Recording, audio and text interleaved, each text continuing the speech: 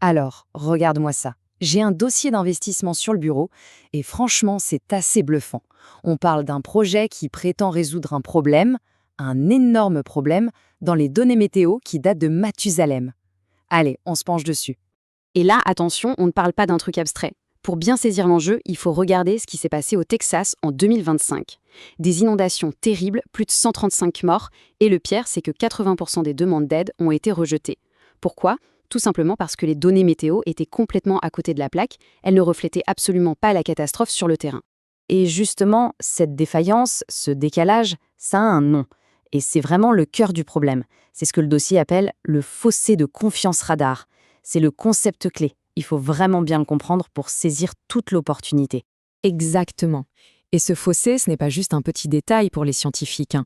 On parle bien de l'écart, parfois gigantesque, entre ce que le radar pense voir dans les nuages et la quantité d'eau qui tombe réellement au sol. C'est précisément cette imprécision qui est à l'origine de pertes économiques colossales et qui fait capoter les interventions d'urgence.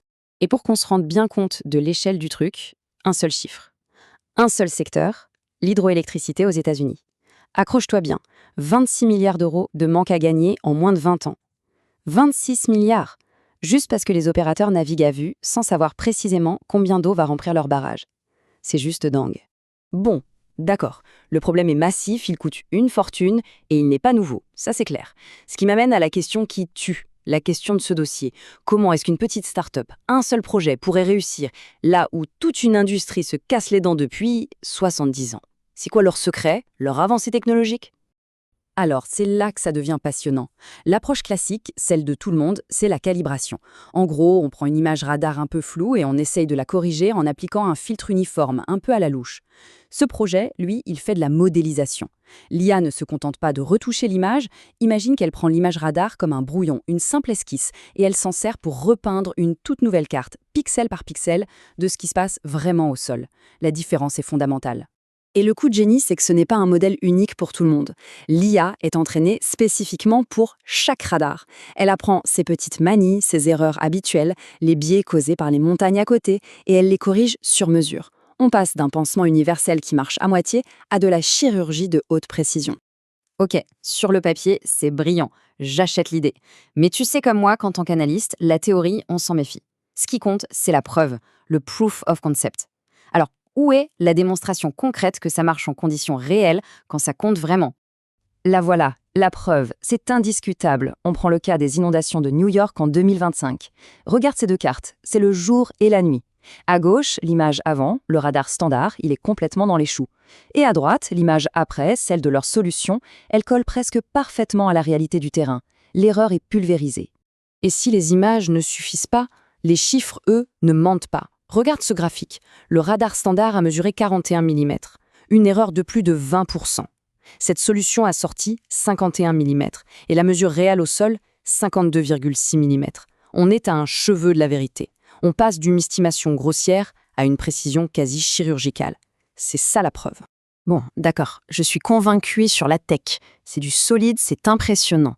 Maintenant, on passe à la deuxième partie de l'analyse, parce qu'une super techno sans marché, ça ne vaut rien. La question, c'est qui est prêt à payer pour ça et combien? Alors, leur première cible, c'est l'assurance paramétrique. Et là, ils tapent en plein dans le mille. Le cauchemar de ces assureurs, ça s'appelle le risque de base. C'est quand leurs données de déclenchement sont fausses et qu'ils payent alors qu'ils ne devraient pas, ou l'inverse. Cette solution, elle élimine ce risque. Et ça se traduit directement en centaines de milliers d'euros d'économie pour un seul client. Le ROI est évident, entre 3 et 5 pour 1. C'est une vente facile. Et ça, ce n'est que le début. Le deuxième marché, c'est l'hydroélectricité. Et là, le retour sur investissement devient carrément fou. On parle d'un potentiel qui peut monter jusqu'à 28 fois l'investissement. Imagine savoir avec une précision quasi parfaite la quantité d'eau qui va arriver dans tes barrages. Ça te permet d'optimiser ta production d'énergie et tes ventes à un niveau qui était tout simplement impossible avant.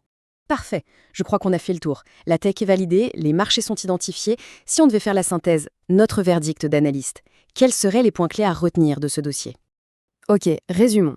Côté pile, on a une véritable pépite technologique, c'est incontestable. Elle s'attaque à un problème vieux de 70 ans, la preuve de concept est béton et le ROI est limpide sur deux marchés énormes. Côté face, on a un risque d'exécution qui est tout aussi énorme. On a une super équipe de techniciens, mais il leur manque cruellement un profil de PDG pour piloter la stratégie commerciale. La valo est intéressante, mais attention, il y a un drapeau rouge sur la propriété intellectuelle à vérifier, à cause d'un lien avec une ancienne boîte. Bref, c'est l'archétype du dossier Deep Tech, un potentiel de dingue, mais il faudra le bon pilote dans l'avion pour ne pas se cracher. Et ça nous laisse avec une dernière question un peu plus philosophique. Une technologie dont le seul but est de dire la vérité, de révéler ce qui se passe vraiment au-dessus de nos têtes. Est-ce que ça peut vraiment changer la donne pour notre avenir climatique ?